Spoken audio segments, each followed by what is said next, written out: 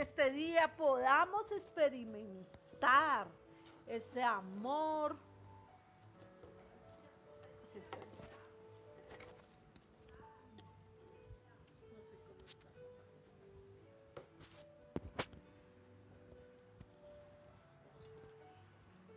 Amén. Bienvenidos, bienvenidos a todos. Este es un día de gloria, es un día de festejo, es un día de gozo, es un día de victoria. Amén. Como cada día que el Señor nos regala. Solo que ¿cómo se siente usted cuando está de cumpleaños? Feliz, ¿cierto? Pareciera que fuera de verdad algo nuevo. Pues este día para nosotros no puede ser menos que eso, ¿sí?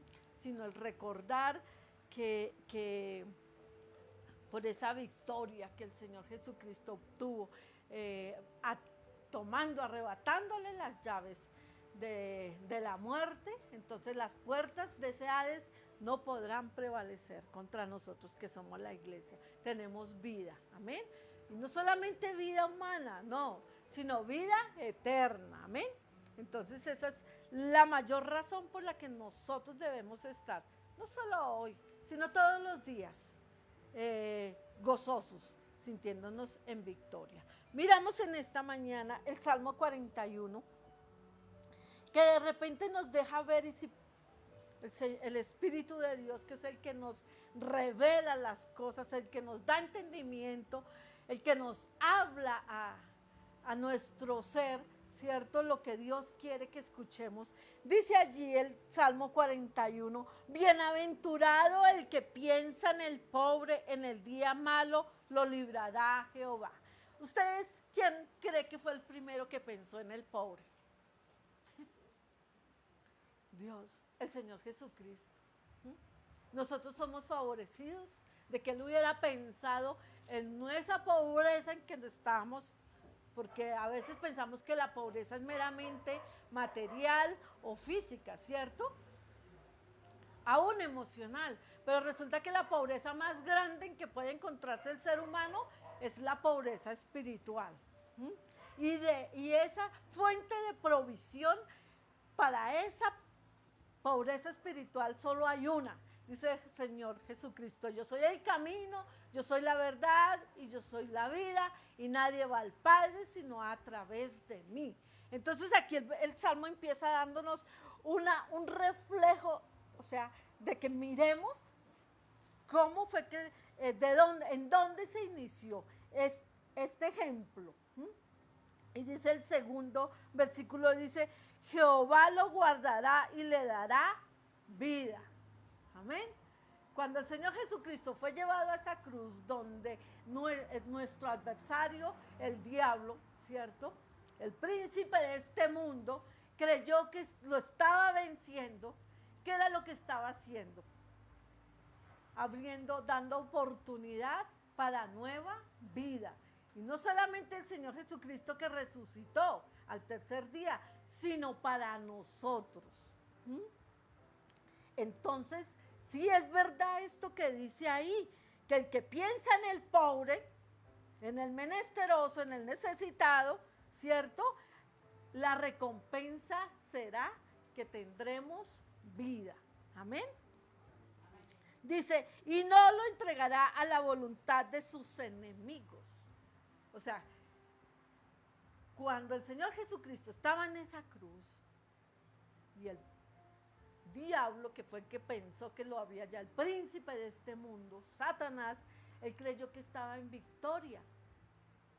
Pero él se le olvidó, no tuvo en cuenta que el mismo Dios que los desterró de los cielos, del reino, era el que estaba con aquel que estaba dando su vida por nosotros y por lo cual no se lo iba a dejar del todo, sino que o sea, si el Señor Jesucristo no hubiera resucitado, como dice la palabra, vana sería nuestra fe, no tendríamos esperanza.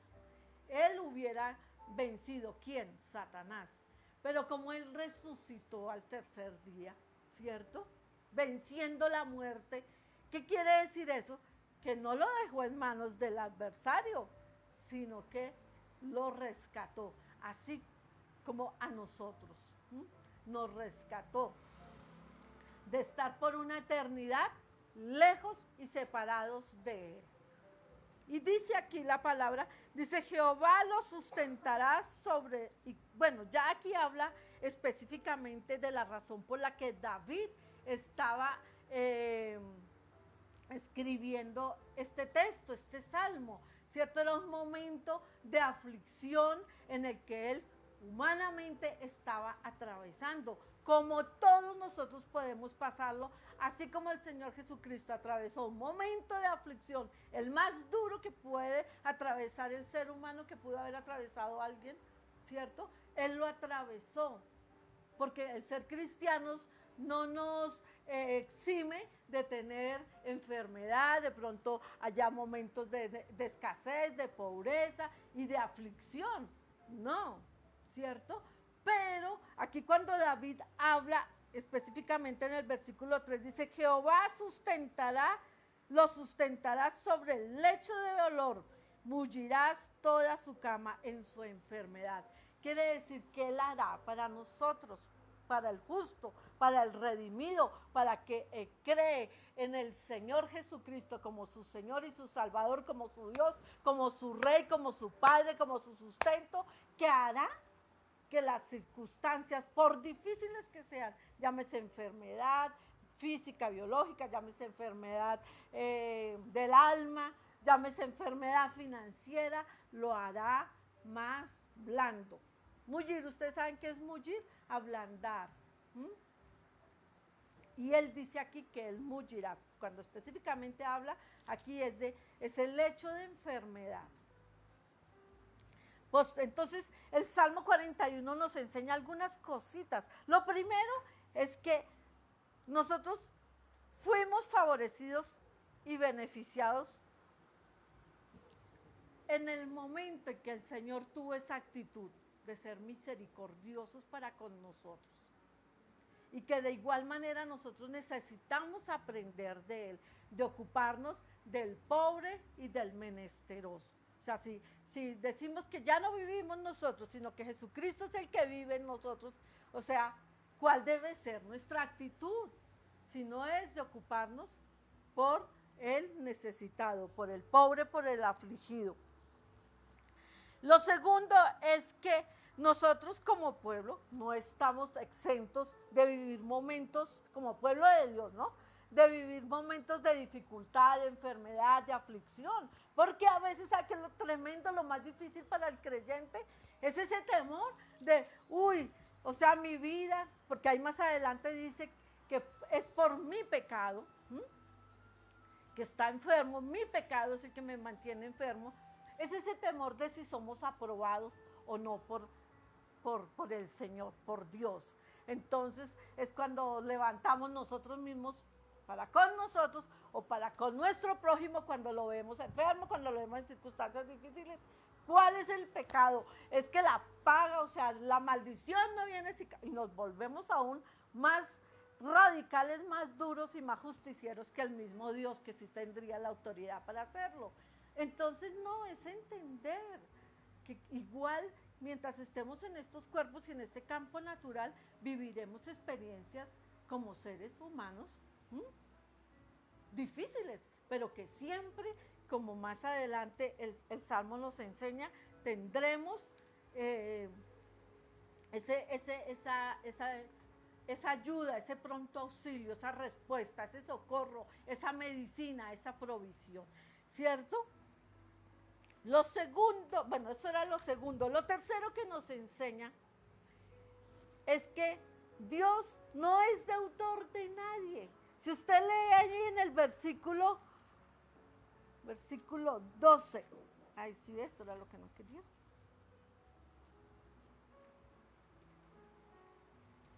Dice, en cuanto a mí, en mi integridad me has sustentado y me has hecho estar delante de ti para siempre. O sea, es la promesa de Él para cuando nosotros nos decidimos, nos determinamos, vivimos con ese firme propósito de ser instrumentos que lo honren a Él, de ser vasijas de honra para Él, de ser su templo, porque nos ocupamos de conocerlo, de obedecerlo, de seguir su ejemplo.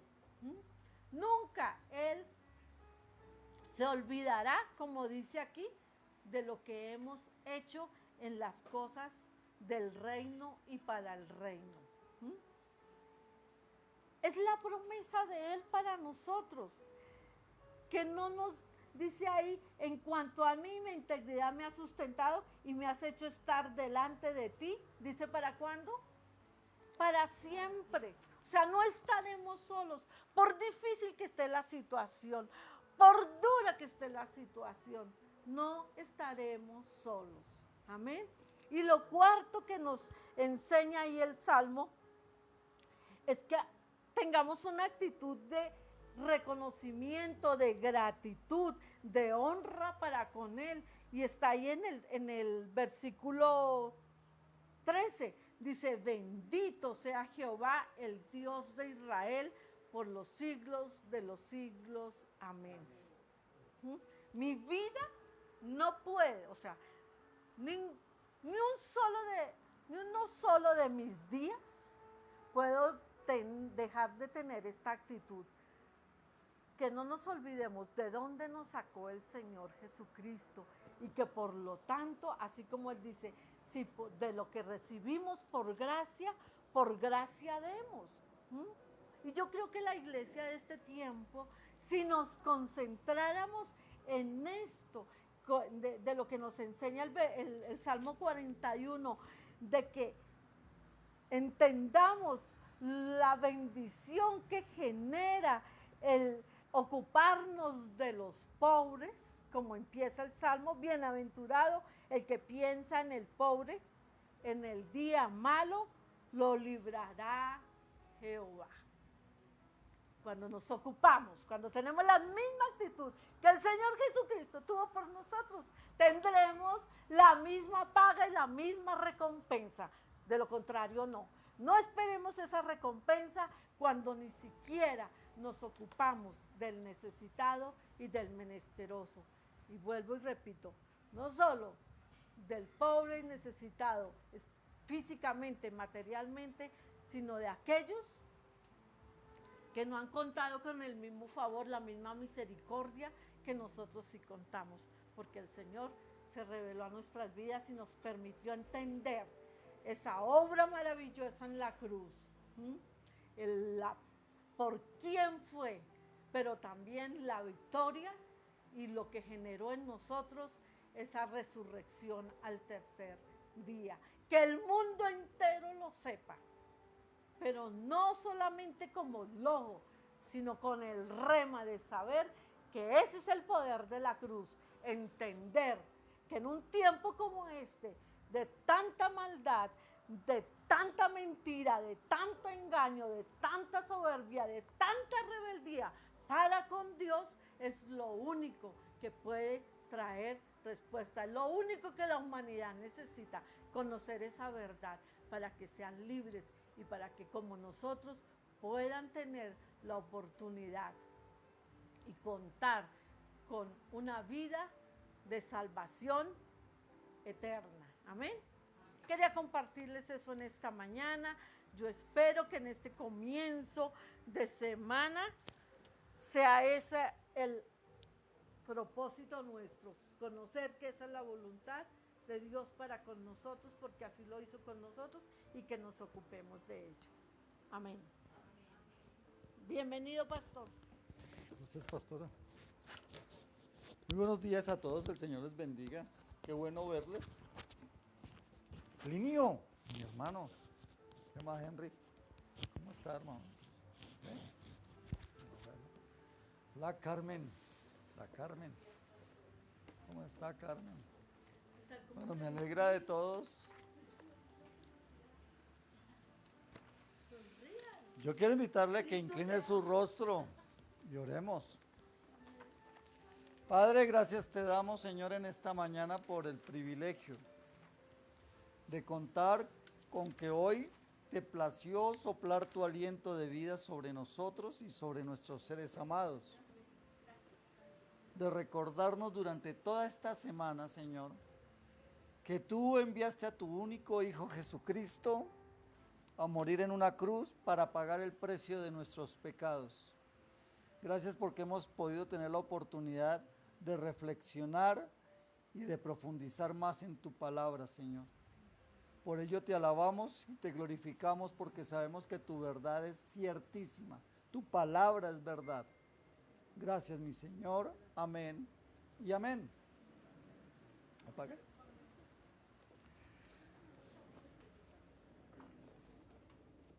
Hemos visto cómo hoy es un día en el cual el cristianismo festeja, celebra, conmemora que Jesucristo resucitó. Y ese es el centro de la verdad del cristianismo. No solamente que hay un Dios, dioses hay muchos. Para la humanidad hay tantos dioses como gente. La gran diferencia es que nuestro Dios está vivo, que Él vino y entregó su vida voluntariamente. A Él no lo cogieron y lo apresaron. A veces pensamos que los romanos tenían el poder de cogerlo. No, nadie tenía el poder de cogerlo y de apresarlo. Por eso cuando fue los soldados del sumo sacerdote Caifás y Anás, y Pedro sacó la espada, lo que le dijo Jesús a Pedro, le dijo, ¿no sabes que si yo quisiera podría pedir a mi Padre enviar a 12 legiones de ángeles? O sea, él dijo, yo pongo mi vida y la vuelvo a tomar. Entonces, tener claro de que Jesús vino fue voluntariamente, como dice el libro de Efesios, porque Él no tuvo ni escatimó cosa alguna que aferrarse, siendo igual a Dios, estando sentado en el trono de los cielos, Él cogió y dijo, yo voy, Padre, yo voy a dar mi vida para darle salvación a todos, para quitar el peso del pecado que les genera muerte, para que ninguno se pierda. Y cuando murió dijo, consumado es. Todo fue hecho, no quedó nada pendiente. Todo lo hice, Señor. Todo lo que me encomendaste, Padre, lo hice. Y falleció, y entonces cuando falleció fue a la profundidad del infierno. Y es impactante ver, quienes escucharon en los devocionales de estos días, cómo el Señor dice la palabra que cuando Jesús murió, tembló. Y en los cementerios se levantaron santos y anduvieron. Cuando Él salió también resucitó. Muchos vieron a esas personas andar entre ellos, porque Jesús vino a traer vida, y vida abundante, y vida eterna. Ahora, si bien es cierto, cuando la iglesia, que es algo que debemos de reflexionar también, es cómo la iglesia en ese entonces se apresuró a matar a Jesús porque el día del Sabbat no podían hacer nada. O lo mataban ese día o lo mataban. Intentaban celebrar el Sabbat. Y a veces vivimos en una hipocresía mística y religiosa. Seguimos pensando que si pecamos y rezamos, empatamos. Y eso es tan solamente una burla a la obra de Cristo en la cruz del Calvario. Porque hubo una imagen que vio en estos días donde cuando Jesús está en la cruz, vienen del cielo rayos de nubes negras que representan el pecado, porque todo el pecado vino sobre Él, el pecado de toda la humanidad por todos los tiempos, vino sobre Él, ¿sí? Y Él lo asumió, y por eso Él dice que Él se llevó todos nuestros pecados en sus espaldas, para reconciliarnos con el Padre. Por eso cuando Él está en la cruz, Él una de las cosas que dice es, Elí, Elí, lama sabactani. Padre, ¿por qué me has abandonado? Y es que Jesús sintió, uno de los grandes dolores de Jesús fue que él sintió la ausencia del Padre. Por la eternidad, Jesús, el Verbo de Dios, estuvo con Dios. ¿Recuerdan la palabra que dice en Génesis 1 que dice, en el principio creó Dios los cielos y la tierra y el Verbo estaba con él y el Verbo era él? Y entonces vemos que toda la eternidad, el Padre, el Hijo y el Espíritu estuvieron juntos. Pero en ese instante en que Jesús asume el pecado de la humanidad, Dios le da la espalda, Dios el Padre le da la espalda, y el gran dolor de él fue ese. Padre, ¿por qué me has abandonado? Y es que la palabra dice que tan lejos está el pecado de Dios como el norte del sur, que nada tiene que ver las tinieblas con la luz. Entonces, si Jesús se había hecho pecado por nosotros, el Padre lo repudió. Ese fue el gran dolor de Jesús. Ese fue el gran precio. Pero ¿para qué fue que él fue repudiado? Pues para que nosotros, recuerdan que dice la palabra que cuando Jesús murió, el velo del templo que separaba el lugar santo del lugar santísimo se abrió de arriba hacia abajo. ¿Por qué? Porque era de Dios que se abriera el velo. Solamente Dios podía hacerlo. Solo Dios podía permitirle a la humanidad que entráramos confiadamente ante el trono de su gracia.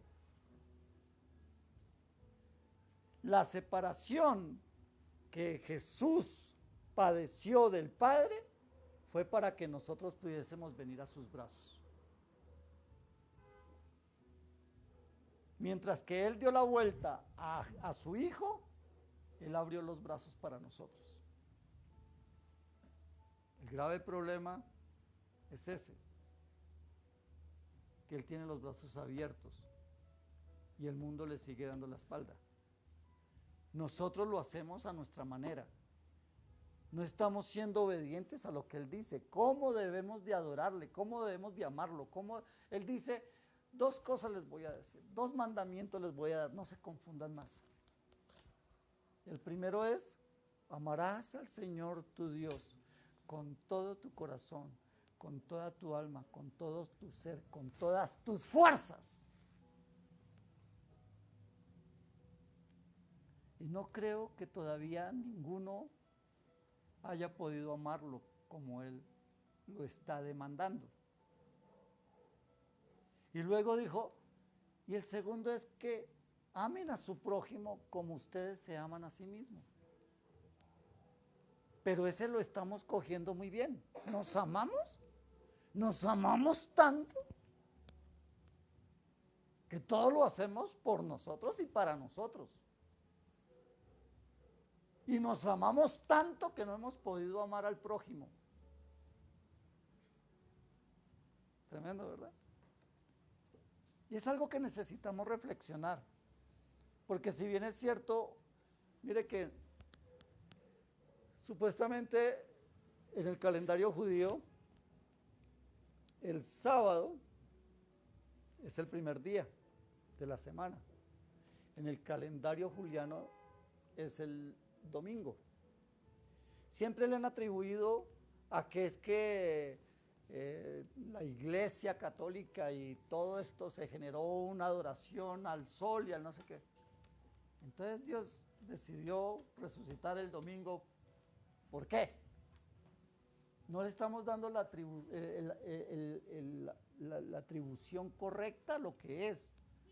Es que Jesús determinó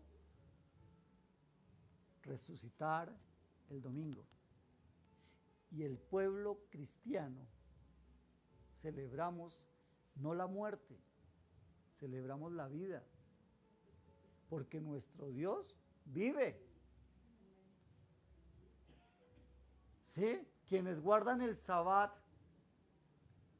¿qué están adorando? La muerte. Quienes celebramos La resurrección de Cristo lo hacemos el día que Él resucitó. Y mire lo que dice el libro de Lucas. El Evangelio de Lucas, capítulo 24, versículo 1, dice: el primer día de la semana, muy de mañana. O sea, quiere decir que cuando el primer día de la semana, si el día anterior era sábado, el siguiente día, el primer día de la semana era el domingo, ¿sí? Y dice, muy de mañana, vinieron al sepulcro trayendo las especies aromáticas que habían preparado y algunas otras mujeres con ellas, y hallaron removida la piedra. Entonces, aquí Lucas, recuerdan que Lucas dice cuando empieza sus informes, él lo hace a un excelentísimo Teófilo. Lucas 24:1. Y cuando Lucas comienza a escribir su evangelio, dice: puesto que ya muchos han tratado de poner en orden la historia de las cosas que entre vosotros han sido ciertísimas, tal como nos las enseñaron los que desde el principio vieron con sus ojos y fueron ministros de la palabra, me ha parecido también a mí, después de haber investigado con diligencia. Mire que esto no es algo que Lucas lo escribió sin escudriñar y sin conocer. Él averiguó y escribió de tal manera que lo que escribía fuera ciertísimo, fuera reconfirmado, ¿sí? Y entonces, luego cuando usted mira algo que Jesús hace cuando resucita, aparte de aparecérsele a las mujeres, a sus discípulos, lo primero que hace es exhortar. ¿Y exhortar qué? Lea lo que dice el versículo 25 y 26 del capítulo 24. Entonces les dijo: oh insensatos y tardos de corazón para creer todo lo que los profetas han dicho. Qué tremendo, uno dice: ay, pero sí, ¿por qué? Ya murió, debe venir así suavezón, o debe venir afinado. No, él viene afinado, pero a confrontar. ¿Y a quién le está confrontando? A sus discípulos. Porque todos están llenos de temor, todos están confundidos, todos están así como pensando en que, ay, se murió el Señor, y ahora que resucita y se les aparece y no lo creen. Y entonces les dice: oiga, ustedes son insensatos y tardos de corazón para creer todo lo que los profetas han dicho. ¿En qué son tardos? En creer. ¿Cuál es el grave problema de nosotros? Lo mismo. No creemos. Lleva un libro más de 4000 años, a pesar de todo lo que han querido hacer para destruirlo y no han podido, y seguimos dudando lo que él dice. Hemos podido ratificar que, siendo unas escrituras tan antiquísimas, que todo lo que ha dicho ahí se ha cumplido y todavía seguimos sin creer. ¿Eso qué significa? Que somos tardos de corazón para creer. De otra manera, somos duros de corazón para creer. Si bien es cierto, Cristo vino y entregó su vida y era su deseo, era su propósito, también es cierto que la gente a los cuales él venía a traerles el reino de los cielos, no lo recibieron, no creyeron en él, lo crucificaron. Ahora resucita y sus propios discípulos dudan de que sea él. Vuelve y juega la incredulidad. 2000 años después, él ha dicho, desde el día en que él ascendió a los cielos, porque bueno, dice acá que él llega y lo primero que hace es confrontarles y les dice: oiga, no sean tardos de corazón para creer lo dicho por los profetas. ¿Sí? Pero cuando leemos el versículo 30 y 31, ¿sí?, Dice, y aconteció que estando sentado con ellos en la mesa, tomó el pan y lo bendijo y lo partió y les dio. Estaba sentado con sus discípulos, con todos ellos. Entonces, hasta cuando él no les compartió el pan, ¿sí? Y se los dio, no fueron abiertos sus ojos. ¿Qué quiere decir esto, mis amados? ¿Cuál es el pan de vida? ¿Qué es lo que él parte? El pan. ¿Recuerdan la enseñanza de Jesús antes de que fuera tomado preso para ser llevado a la muerte? ¿Recuerda que él dijo, vaya y preparen la Pascua? Y él luego les explicó y les dijo, este es el pan que es mi cuerpo. Y este es el vino que representa mi sangre. ¿Sí? ¿Qué es lo que vuelve a darles? El pan de vida. Y les dice, oiga, mire, aquí está el pan de vida. Y él empieza a darles el pan de vida, la palabra. ¿Sí? Y entonces dice en el versículo 35, 31, entonces les fueron abiertos los ojos y le reconocieron, mas él desapareció. ¡Qué tremendo! ¿Qué es lo que te va a abrir los ojos? Dios ya te llamó, Dios ya te escogió. Él quiere revelarse a tu vida. ¿Qué es lo que demanda? Que escudriñes su palabra, que comas su pan, que bebas su sangre, que ames su palabra. Esto es lo único que te abrirá los ojos. No hay nadie más, no hay nada más. Y conoceréis la verdad, y la verdad os hará libres.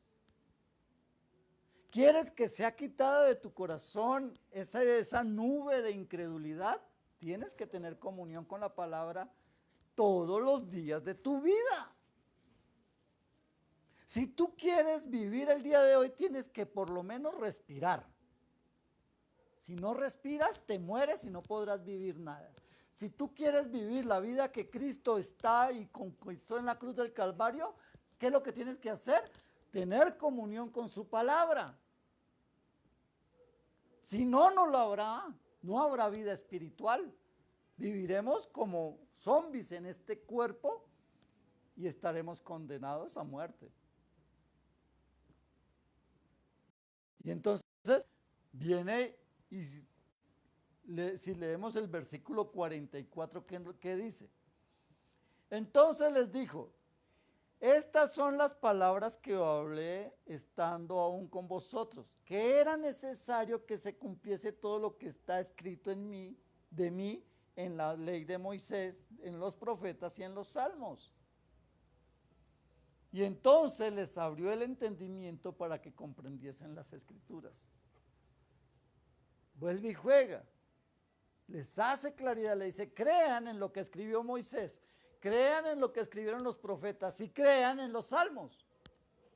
Ahora es más, les indica qué libros tienen que aprender. ¿Sí? Entonces, miren la importancia de todo esto. Ahora, ¿todo por qué? ¿Por qué él hace tanto recalco y tanto hace en esos 40 días? Porque Jesús sigue aquí en esta tierra por 40 días para enseñarle a las personas y afianzar que Él vive. Es lo que quería dejar marcado en el corazón de todos, es que Él había resucitado, que creyeran. Por eso dice que se le apareció primero a las mujeres, que luego a los discípulos y que luego a más de 500 personas, para que hubiera una fehaciente evidencia de que Él había resucitado. Pero hay una razón, el por qué. Y la razón está en el libro de Hechos, capítulo 1.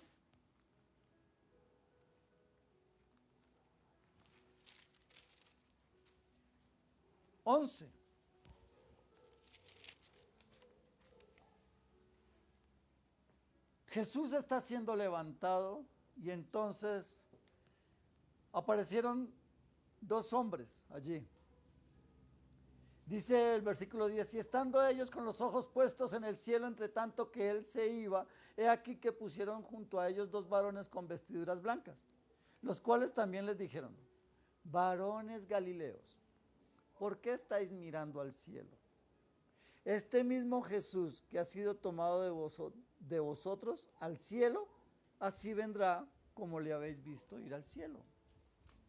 ¿Cuál es el objetivo de que Jesús se propusiera tanto ratificar su resurrección? Porque era necesario que supieran que él había muerto, que había resucitado, que subía al cielo y que él iba a volver. Ahora, en Primera de Juan 2:28,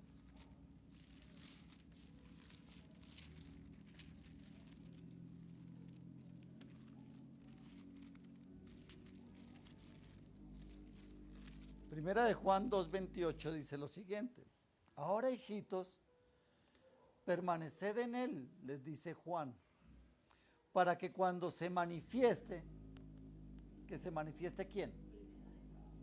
Jesús, ¿sí? Por segunda vez, tengamos confianza para que en su venida no nos alejemos de él avergonzados. Es tremendo, o sea, Jesús ratifica su resurrección para que recordemos que él volverá. Ahora, si yo no creo en la resurrección, si sigo pensando y dudando, como muchos de los judíos creen que Jesús no ha venido ni siquiera la primera vez, por ende, pues no van a creer que va a venir por segunda vez. Si yo no creo que Jesús murió en la cruz, resucitó, subió al cielo, no podré creer que descenderá. ¿Sí ves? Entonces necesitamos, pónganme en atención acá que yo les estoy hablando al respecto. ¿Sí? Es importante que tengamos en claro que Jesús quiere que sepas que Él volverá y que viene en breve. No va a tardar mucho. Él dijo que las señales estarían ahí presentes y que todas serían un cúmulo simultáneo. Y eso lo estamos viendo. Ahora, dice Apocalipsis 2:20. ¿Qué? Perdón, Apocalipsis 22:20.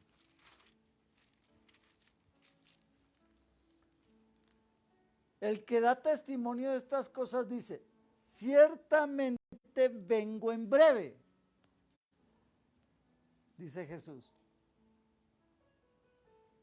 Y la iglesia dice, amén, sí, ven Señor Jesús.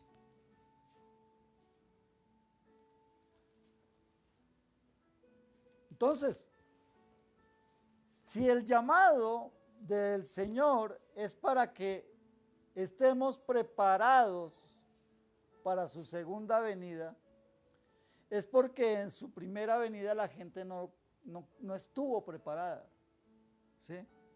Y es por esto que Él nos advierte en Apocalipsis sobre las tres últimas iglesias que son la representación de las iglesias prerrapto. ¿Sí? Es ese tipo de 3 iglesias que son las que aparecen en Apocalipsis 3. En el capítulo 3 están las 3 iglesias que él hace referencia. La primera es la iglesia llamada la iglesia muerta.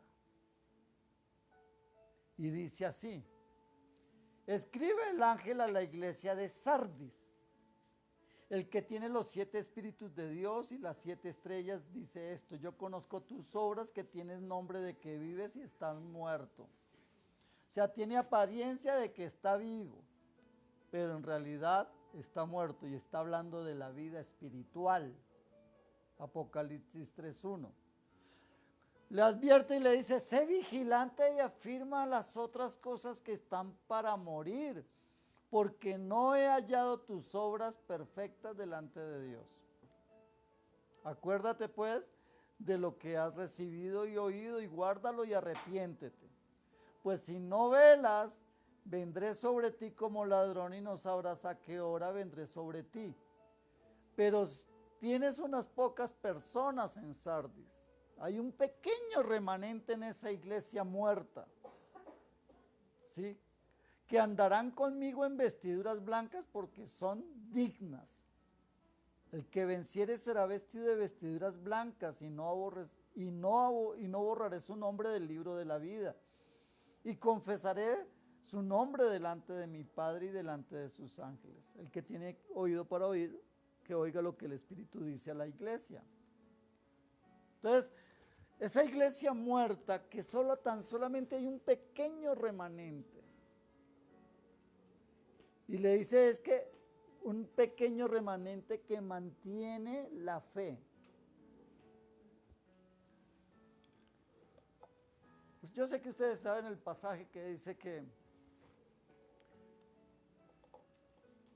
por gracia sois salvos por medio de la fe, ¿cierto? Por gracia sois salvos, dice Efesios 2:9. Por gracia sois salvos por medio de la fe. Esto no es de vosotros, no por obras para que nadie se gloríe.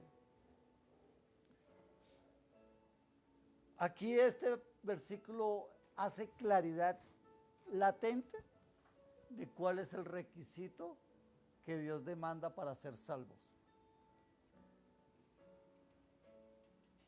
¿Cuál es? La fe. La fe. No hay otra. ¿Y qué es la fe?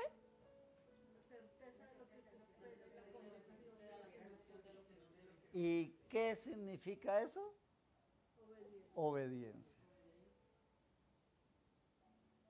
Fe es obediencia. No lo olviden, mis amados. Muchas veces les he explicado y les he dicho, mira, si usted por fe, usted va y sube al baño y abre la llave convencido de que le va a salir agua. Si no, no lo haría.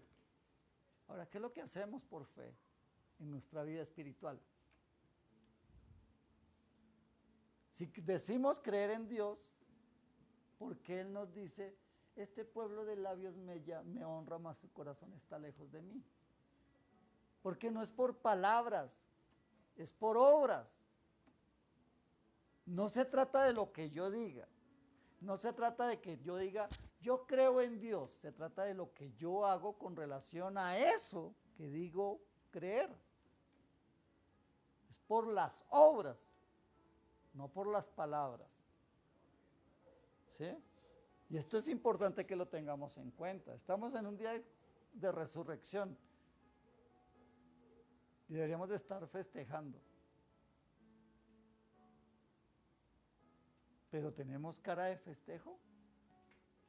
De seguro estaríamos más contentos donde estuvimos haciendo otras cosas. Nos reímos más y nos gozamos más. Pero en la casa del Señor no hay gozo. Ahí es carga.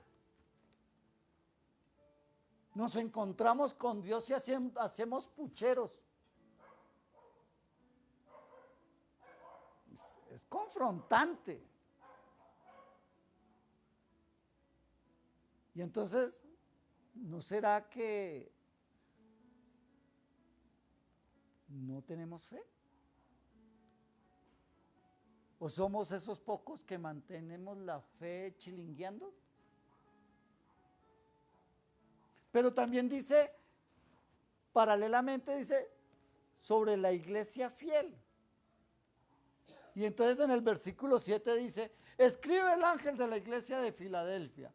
Esto dice el santo, el verdadero, el que tiene la llave de David, el que abre y ninguno cierra, y que cierra y que ninguno abre. Yo conozco tus obras. He aquí he puesto delante de ti una puerta abierta, la cual nadie puede cerrar, porque aunque tienes poca fuerza, has guardado mi palabra. ¿Cuál es la iglesia fiel? La que guarda la palabra. ¿Sí? Porque tienes poca fuerza. O sea, ¿qué dice la palabra? El que crea estar firme, mire que no caiga. Diga al débil, fuerte soy. Porque aunque tienes poca fuerza, has guardado mi palabra y no has negado mi nombre. ¿Es acaso eso no es lo que requiere? Y no dice Juan 3:16, más a todos los que le recibieron y a los que creen en su nombre les dio potestad de ser hechos hijos de Dios. ¿No son estos los requisitos?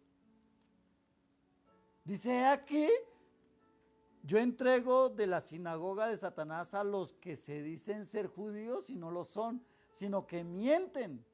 He aquí, yo haré que vengan y se postren a tus pies. ¿Quiénes? Los que dicen ser judíos y no lo son. Así como también aquellos que dicen ser cristianos y no lo son.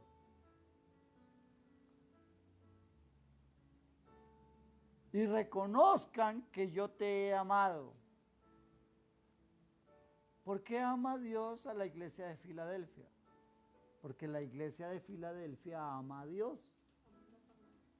Ama la palabra, la guarda, la atesora, la pone por obra.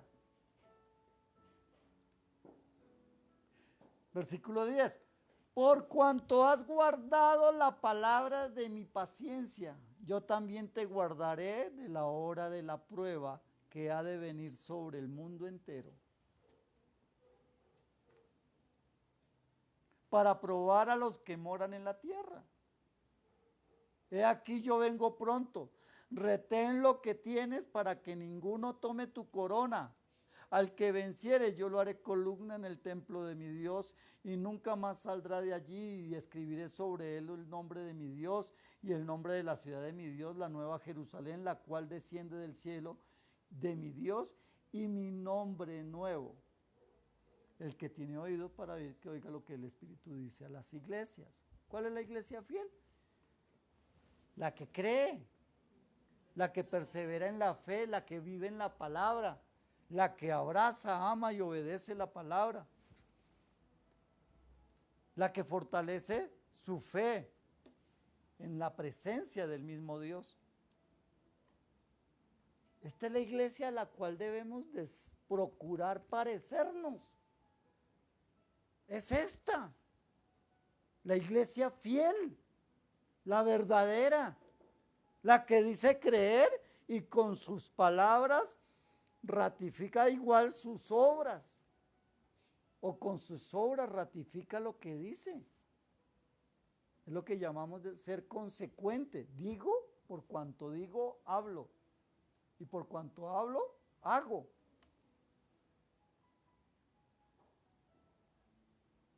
Pero la tercera que dice es una iglesia tibia. Y de esto sí que vemos hoy en día. Dice, y escribe el ángel a la iglesia de la Odisea. He aquí el amén, el testigo fiel y verdadero, el principio de la creación de Dios dice esto. La Odisea. Yo conozco tus obras, que ni eres frío ni caliente. Ojalá fueres frío o caliente. ¿Por qué la recomendación? Las aguas calientes, por ejemplo, las aguas termales, son saludables. Las aguas frías son refrescantes. ¿Pero qué causan las tibias? Vómito. No se toma eso como para generar vómito o cosas de esas, ¿cierto? Y él dice, porque tú dices, oiga lo que dice, porque tú dices, yo soy rico y me he enriquecido y de ninguna cosa tengo necesidad. Y no sabes, dice el Señor, que tú eres un desventurado, miserable, pobre, ciego y desnudo.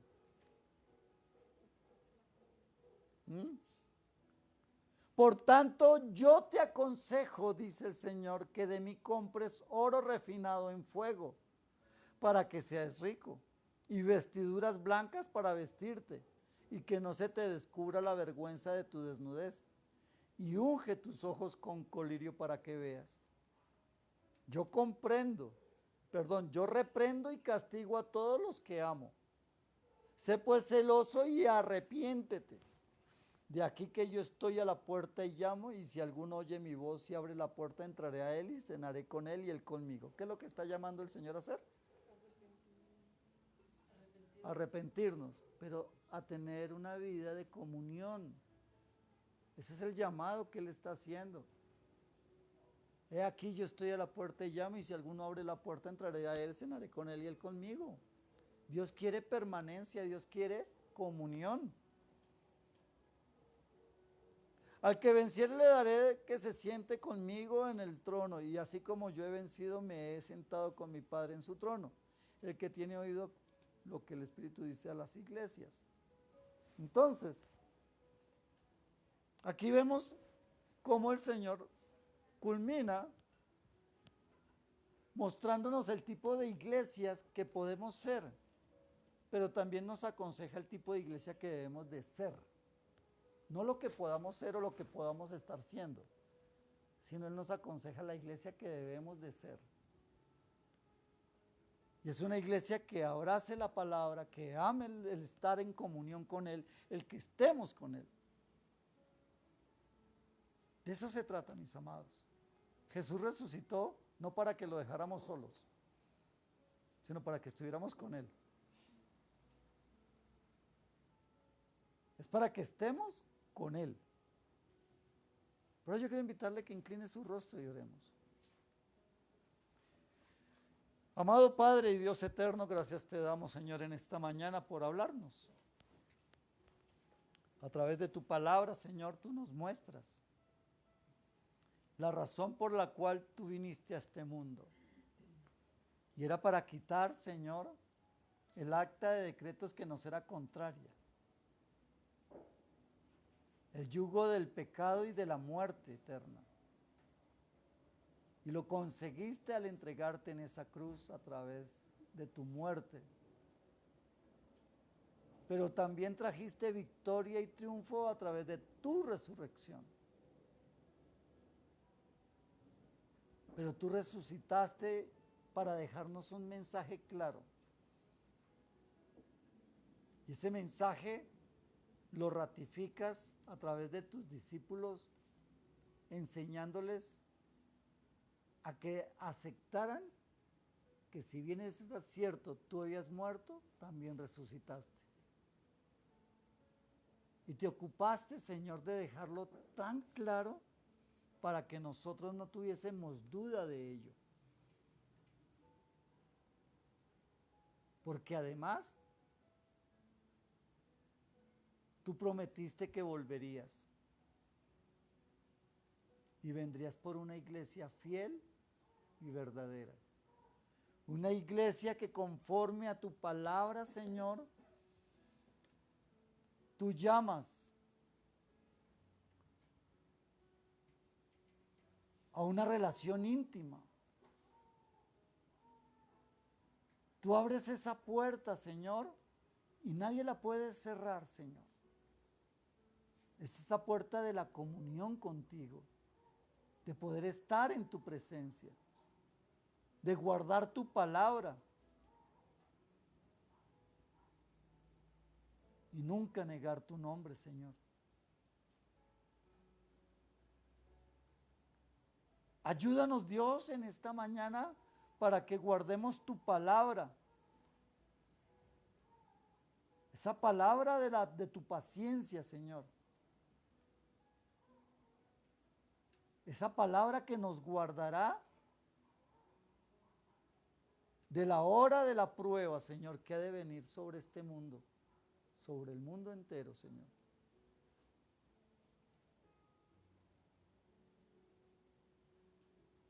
Pero además, Señor,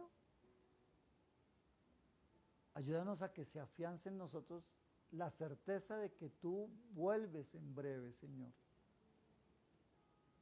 y que es necesario que retengamos lo que nos has dado, Señor, el poder abrazar y sentir el privilegio de que te has revelado a nuestras vidas, Señor.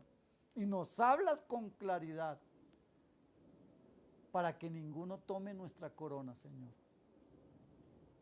Porque si vencemos, tú nos harás columna en tu templo, Dios. Y nunca más saldremos de allí. Y tú escribirás nuestro nombre, Señor, en la casa de Dios. Tú nos darás ese nuevo nombre. Por favor, Señor, ayúdanos a escuchar tu voz, tu palabra.